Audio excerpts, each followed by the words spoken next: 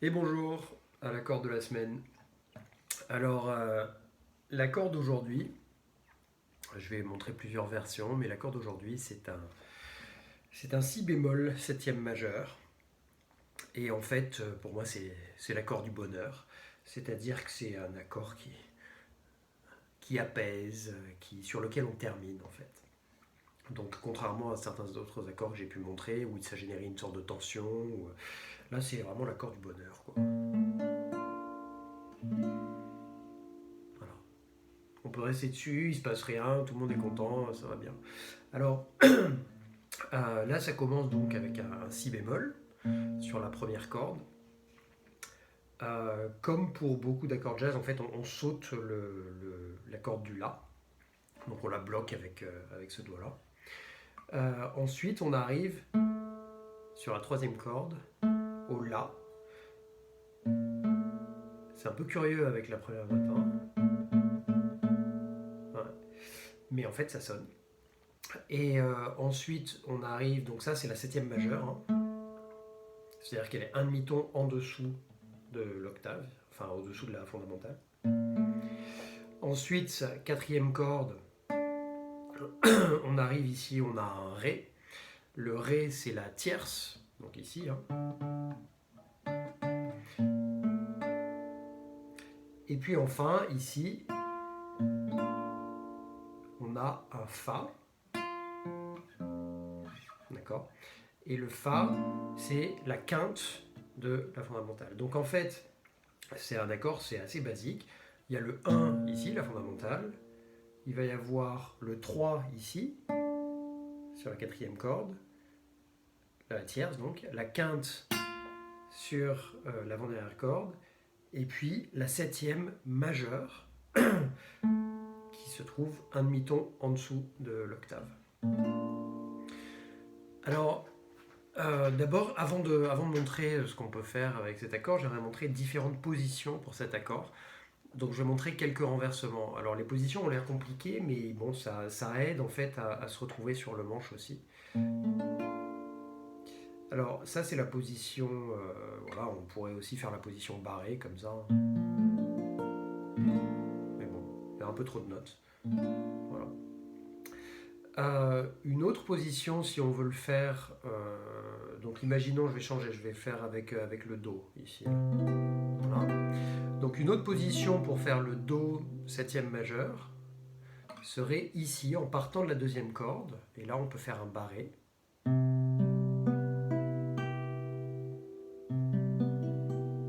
Je vous laisse trouver les notes, ça va revenir sur les mêmes notes en fait, hein, il n'y a pas de... Quelque chose qui est intéressant, c'est qu'on peut aussi aller sur la dernière, corde, en fait, commencer sur la troisième corde, pardon. Et à ce moment-là, ça serait ici. Donc en fait, je fais un barré ici avec l'annulaire. Et en fait, tout ça, c'est le même accord et avec les notes à peu près dans le même ordre. Donc,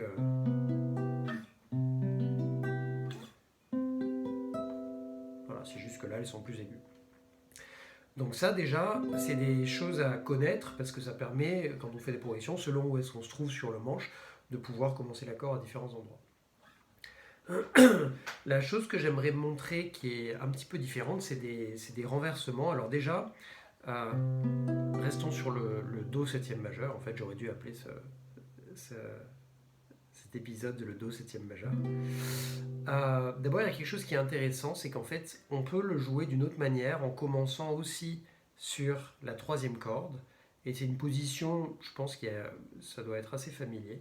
Ça fait une diagonale en fait.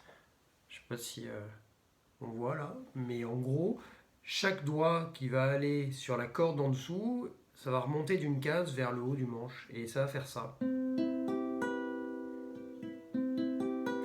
Bah, en fait, c'est le même accord. Ici, on commence avec la fondamentale. Ici, on a la tierce. D'accord. Ici, on a la quinte. Et ici, on a la septième majeure. Donc en fait, ça, c'est le même accord que ça. C'est le même accord que ça. Et c'est le même accord que ça. Voilà. j'aimerais maintenant montrer des renversements. Alors les renversements d'accords, ça veut dire qu'on garde les mêmes notes, mais on commence à partir, par exemple, on commence à partir de la tierce, ou à partir de la quinte, ou à partir de la septième majeure, mais on commence pas forcément l'accord avec la fondamentale. Donc la première note, la note la plus grave qu'on joue, n'est pas forcément la fondamentale de l'accord. Alors, en fait, on va faire ça surtout, c'est plutôt dans les aigus, hein, dans le bas des cordes qu'on joue ce genre de truc. Donc, imaginons qu'on ait un C, donc un Do septième majeur ici. Si on veut commencer par la tierce ici, ça va être le Mi. D'accord, donc ça va commencer par le Mi. Alors, si on veut commencer par le Mi, on va faire cette position-là, qui est assez jolie. C'est en gros une des positions de l'accord que je préfère d'ailleurs. Donc en gros, ici on commence avec la tierce. Ensuite ici, on a la septième majeure. Ensuite, on va avoir... attends, vous avez ça. Oui, la fondamentale. Et ensuite, ici la quinte. Voilà. Voilà, donc avec le petit doigt, ensuite l'index et ensuite l'annulaire. Donc c'est le même accord en fait.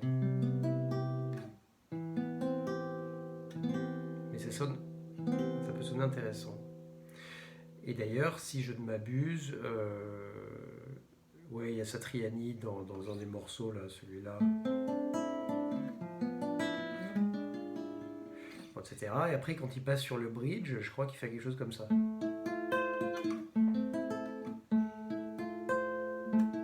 C'est la même position, en fait.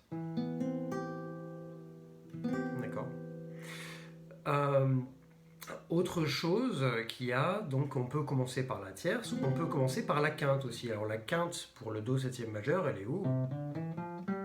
Voilà, donc elle est là, c'est un Sol. Et là, la position, ça va être comme ça. Je peux mettre le petit doigt ou l'annulaire, peu importe. En gros, c'est un barré avec l'index. Et puis, il y a juste la dernière corde où on vient mettre l'auriculaire ou l'annulaire. Donc c'est le même accord.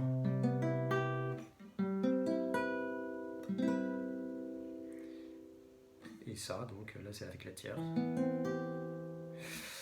Alors, une autre position pour ça, puisqu'on a commencé par la fondamentale, par la tierce, par la quinte, il ne reste plus qu'une position, c'est en commençant par la septième majeure, donc celle-là.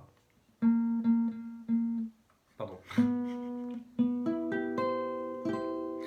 Alors en fait, on remarque que c'est un petit peu, si on prend la forme barrée comme ça, en fait c'est la même chose, sauf qu'on enlève les deux premières cordes et donc on se retrouve avec ça. D'accord? Donc ce qui est assez intéressant, c'est que du coup on peut faire une montée, on peut changer d'accord en restant sur le même accord. Donc par exemple...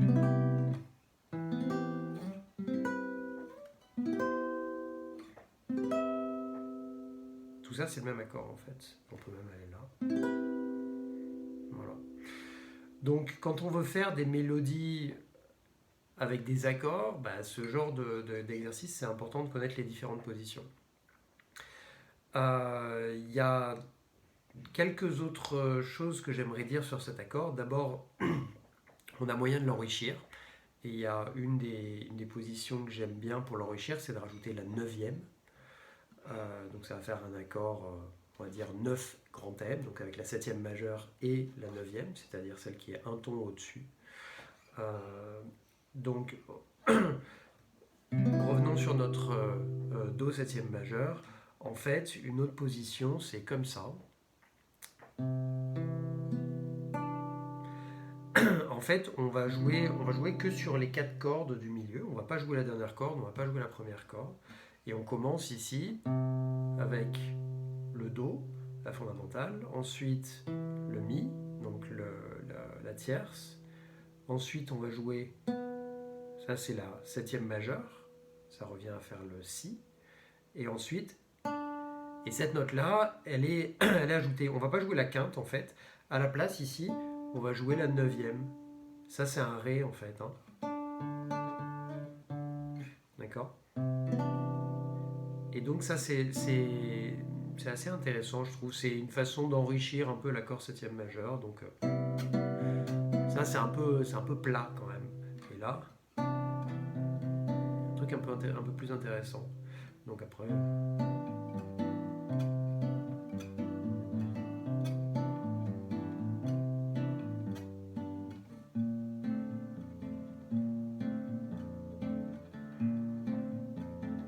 c'est le même accord, un ton en dessous, hein, c'est juste qu'il y a des cordes à vide.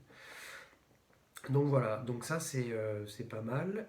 L'autre chose que je voulais montrer aussi, c'est que quand on prend cette position-là, donc je suis revenu sur le si bémol septième majeur ici,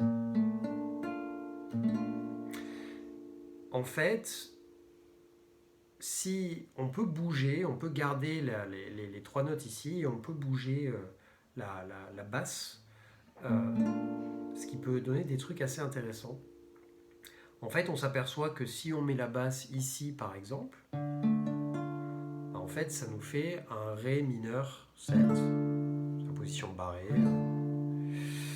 Donc ici, on sait qu'on peut.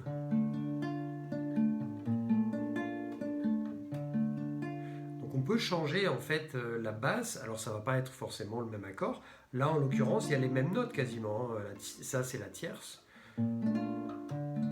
Mais bon, ça va sonner différemment. Et on va pouvoir jouer avec la basse. Alors ça va plus donner exactement le même accord, mais c'est sympa de jouer avec ça, c'est d'être un peu créatif. Donc,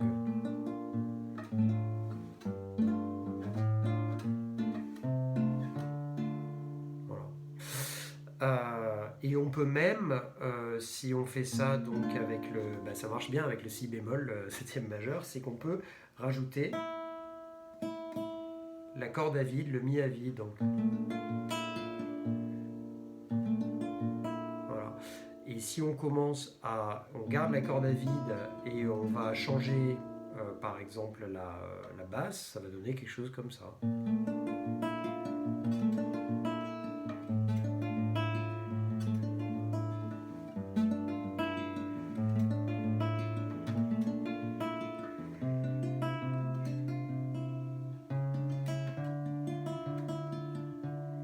Voilà, donc ça peut donner tout sympa.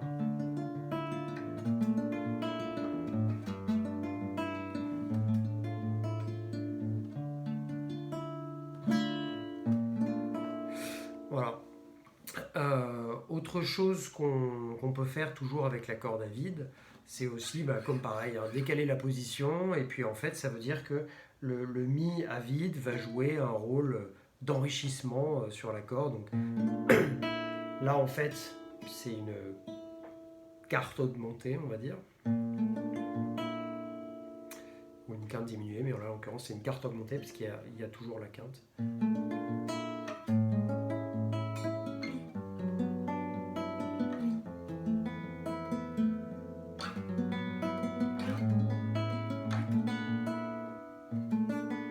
Ah, pardon, je me suis trompé.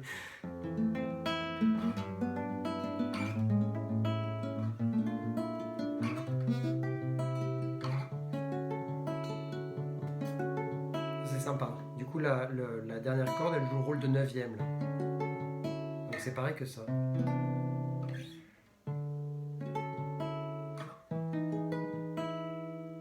voilà. Donc il y a moyen de jouer comme ça. Dernière idée, euh, c'est que en fait, dans la gamme majeure, l'accord septième majeur, il apparaît deux fois.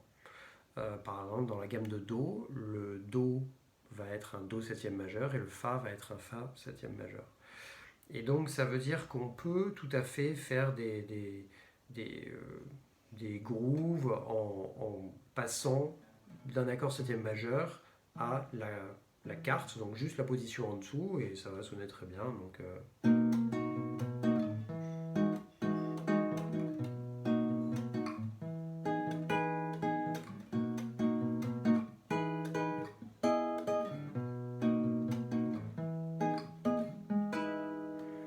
voilà. Voilà, c'est tout pour cet accord. Merci.